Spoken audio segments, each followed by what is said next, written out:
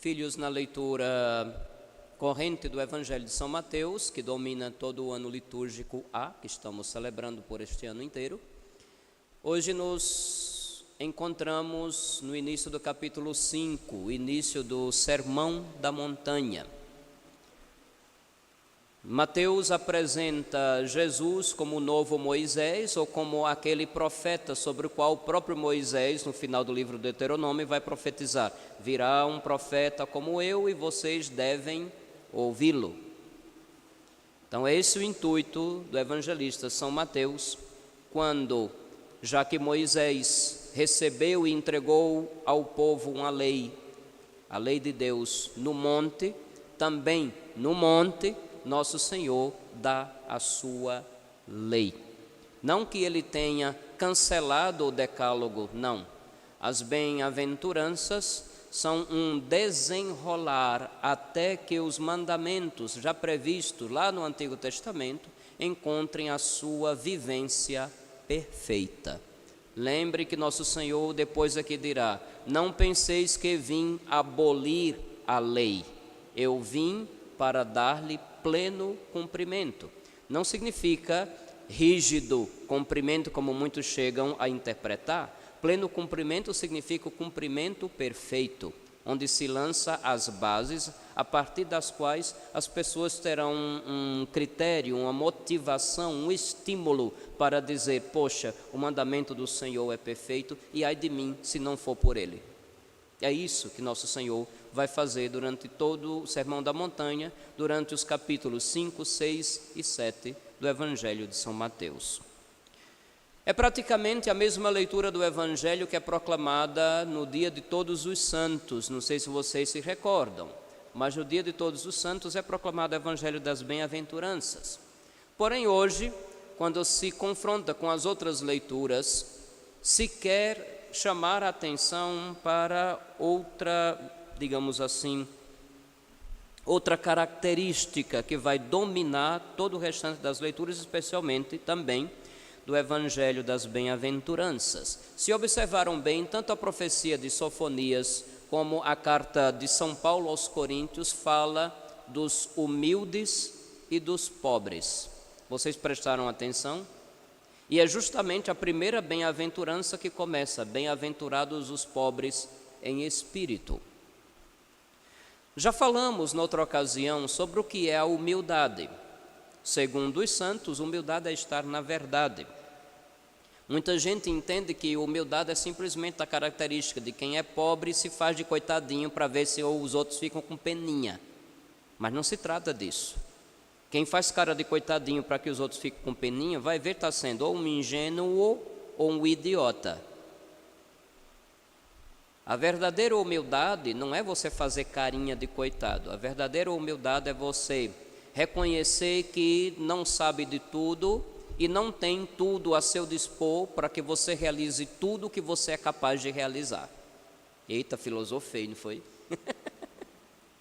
Parece uma aula de filosofia agora. Temos que reconhecer que para que façamos e sejamos tudo que é possível que sejamos e que é possível que façamos, precisamos uns dos outros. E o primeiro outro de quem precisamos é dele.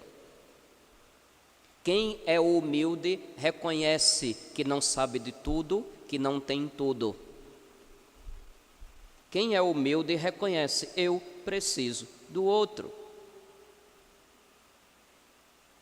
Eu sei que essa palavra é uma daquelas que foram repetidas no sentido completamente distorcido do Evangelho. E quando alguém quer fechar com a cara do outro, a primeira coisa que diz para o outro é: seja mais humilde. Alguém já ouviu isso? Não, em Frei Paulo isso não existe, né? Não.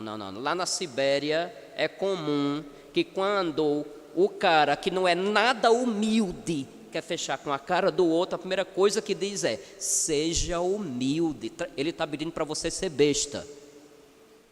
Ele está pedindo para você ser omisso, para você ser covarde, para você ficar calado enquanto ele diz um monte de besteira.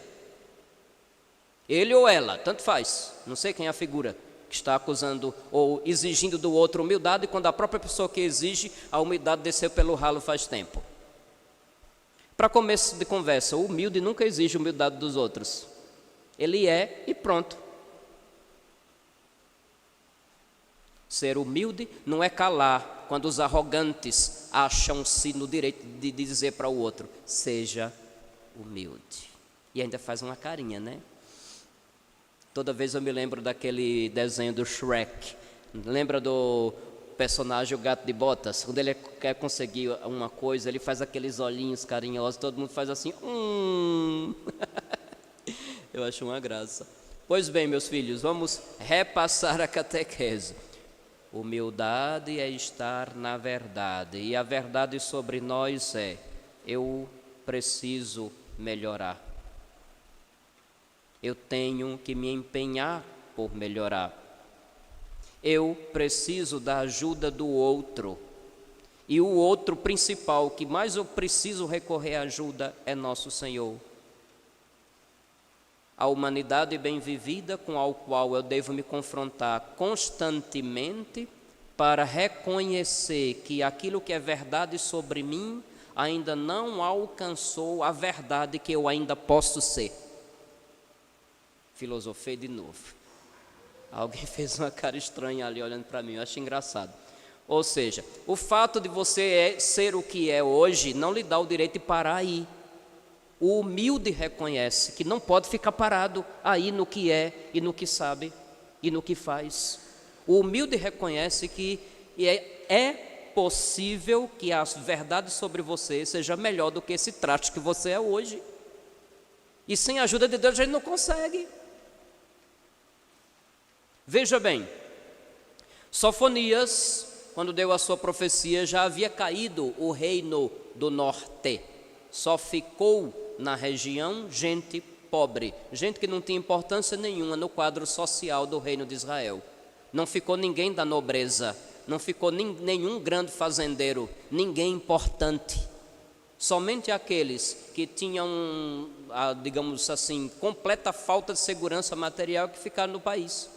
Tiveram que se submeter a gente que chegava de fora, mas não deixaram de crer e de confiar no Senhor e de procurar nele a razão para querer acordar no dia seguinte e começar tudo de novo. É nesse contexto que se fala dos humildes e dos pobres. Buscai o Senhor, humildes da terra. O profeta faz um alerta, uma chamada para que aqueles que já não têm mais os seus chefes, não são mais considerados uma nação, tenham em Deus o seu esteio, a sua identidade, a sua força para retomar cada dia. São Paulo apóstolo também, na carta aos Coríntios, vai lembrar que Deus usa de instrumentos humildes para nos salvar. E não apenas instrumentos humildes, instrumentos inclusive humilhantes. A cruz era uma humilhação. A cruz era uma realidade que escancarava, naquele instante que nosso Senhor a abraçou, a consequência da maldade e do pecado do ser humano. A cruz escancarou a miséria humana, mas ao mesmo tempo escancarou a misericórdia de Deus, que se submete à miséria humana para salvar o ser humano da miséria que a humanidade mereceria. Se escancara a nossa miséria e se deixa patente a misericórdia de Deus. A humildade, meus filhos, é isto. É esta verdade que se revela sobre nós, na nossa miséria, sobre Deus, na sua misericórdia. E é nesse contexto que vamos para o Evangelho de São Mateus. Todas as outras bem-aventuranças são consequências da primeira. Bem-aventurados os pobres em espírito. É interessante notar que se diz os pobres em espírito, não está dizendo os pobres somente porque nasceram num berço economicamente desfavorecido. Hoje a gente tem que gastar muita saliva, porque parece que falar a palavra pobre, até isso está sendo discriminatório. É proibido quase. Tanto que a gente vai em alguns lugares que não se diz mais, viemos aqui para fazer um trabalho social com os pobres. Não, viemos aqui para promover o bem-estar social das pessoas em situação de vulnerabilidade social. Eu acho tão engraçado esse gasta-gasta de saliva, só para dizer pobre.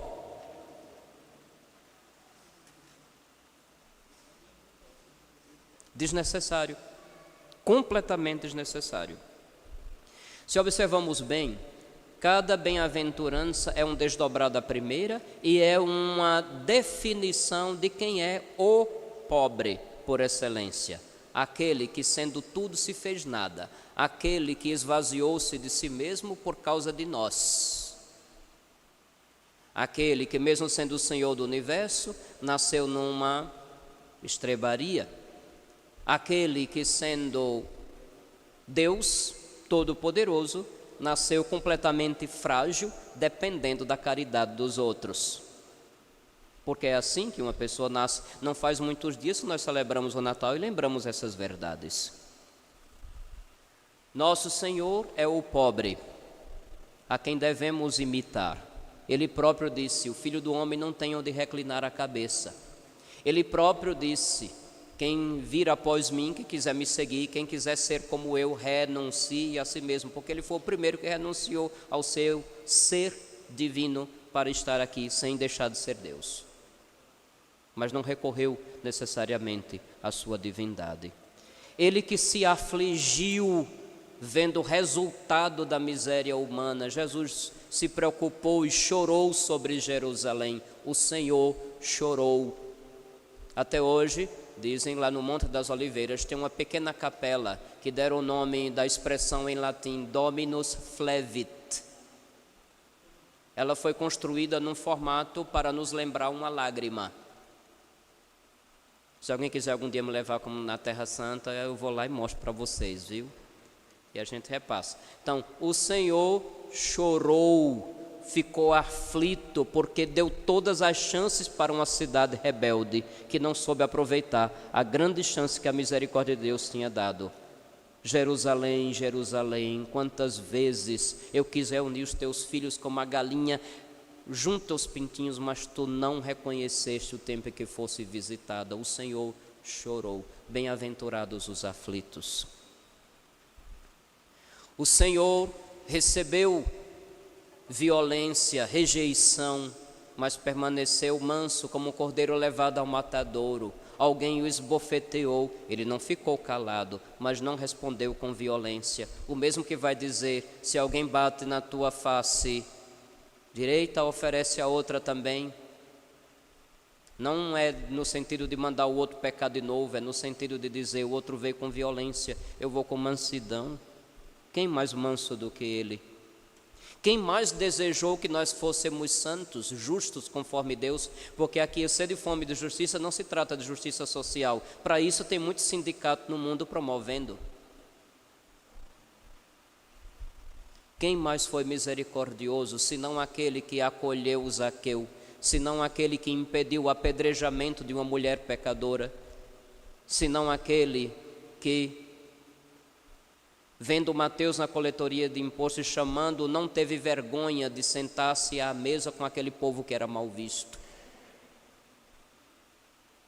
Quem mais foi puro de coração, que tinha no olhar um jeito que atingia a consciência e o coração de quem o encarava? Lembre daquele jovem que queria seguir. Uma coisa te falta, Jesus olhou para ele com amor. Mas parece que o apego às riquezas falou mais alto. Quem mais promoveu a paz do que aquele único que tinha o poder de nos destruir por causa do nosso pecado e resolveu rebaixar-se até a nossa lama para de novo nos purificar e nos tornar aptos para uma comunhão para sempre com Deus? Quem mais foi perseguido porque não fez mal a algum, senão ele?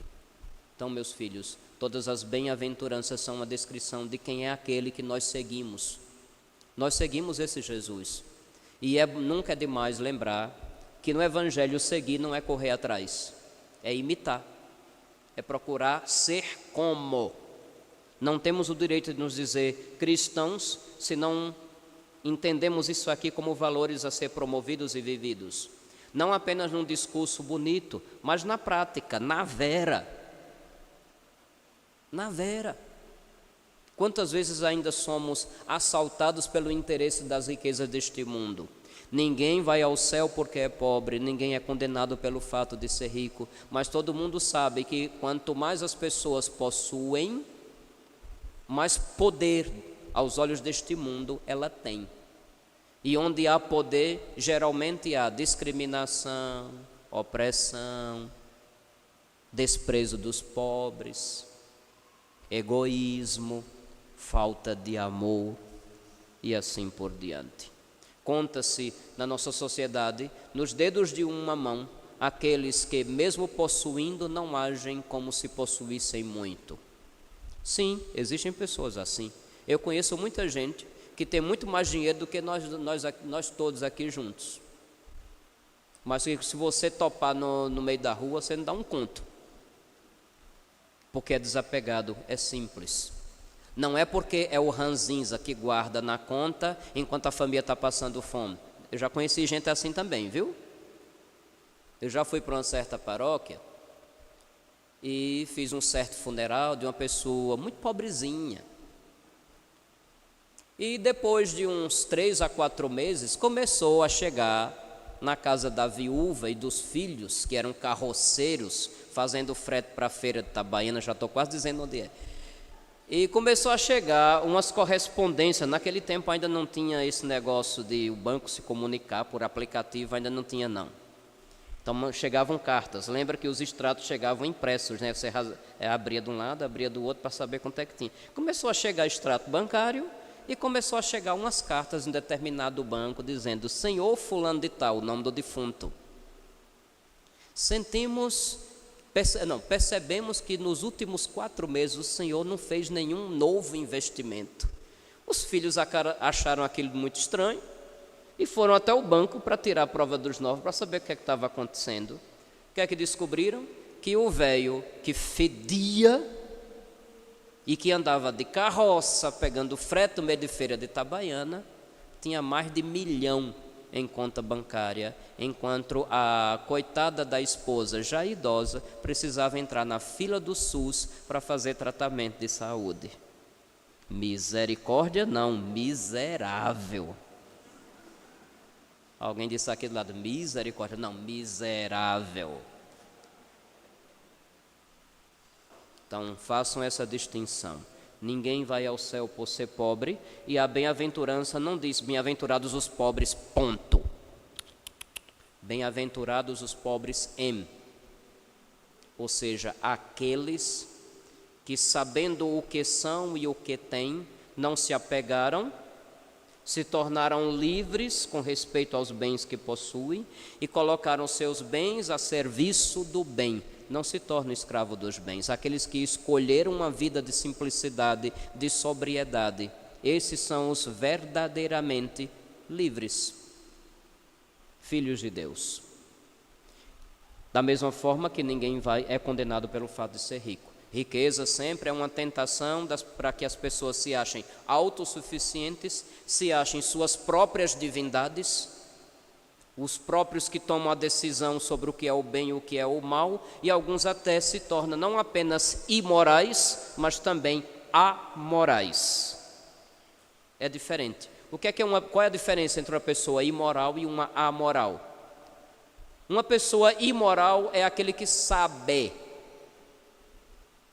o que é pecado, o que não é, o que é virtude, o que é vício, e ainda assim escolhe o mal, escolhe o vício, escolhe o pecado, sabendo.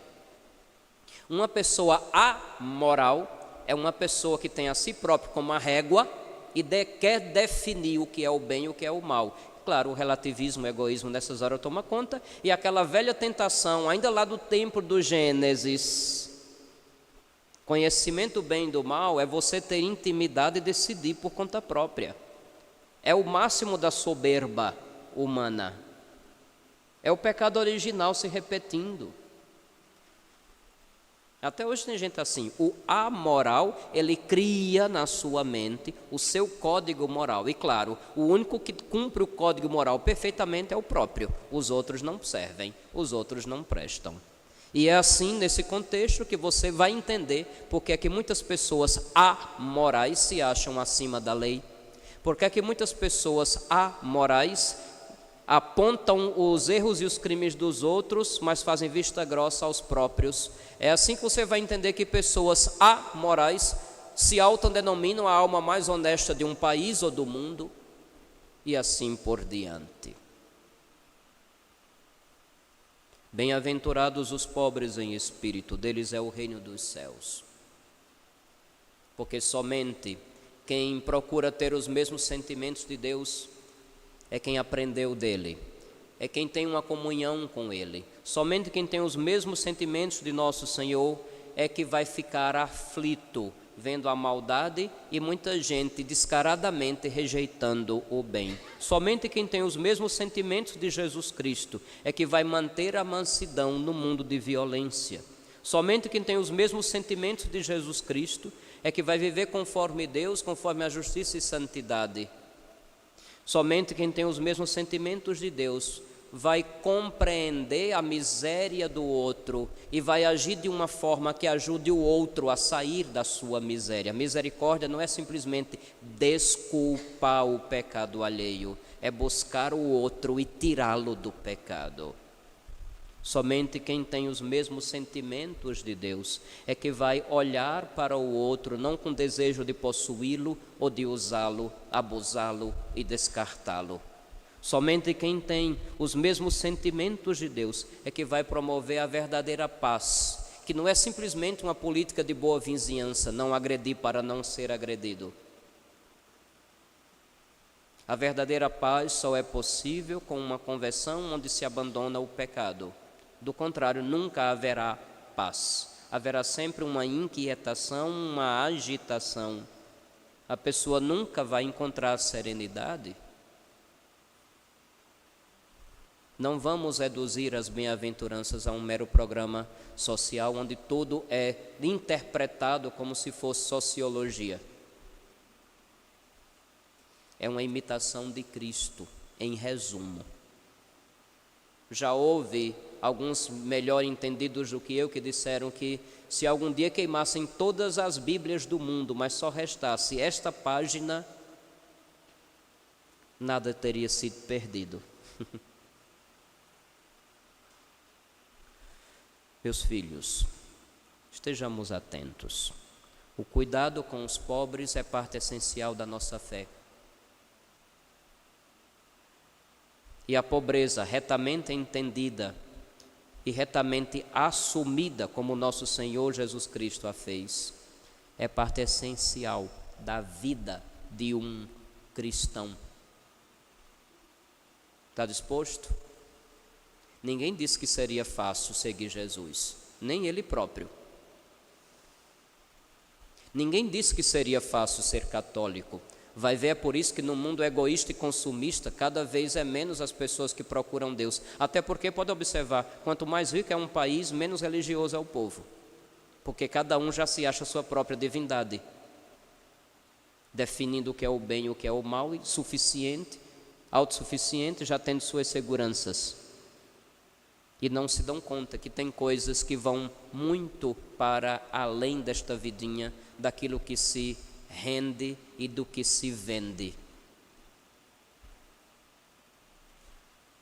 Peçamos a graça de aprender com nosso Senhor, aquele que primeiro viveu isso que ensina, e que se algo em nossa vida ainda não está de acordo com isto que professamos como verdade e como valores e como plano de vida, que pela graça dele a gente possa assumir nossa parcela de responsabilidade e que tenhamos a capacidade de fazer a escolha. Não, eu não vou ser escravo das coisas, eu não vou ser escravo de prazeres, eu não vou ser escravo de reconhecimento ou status social.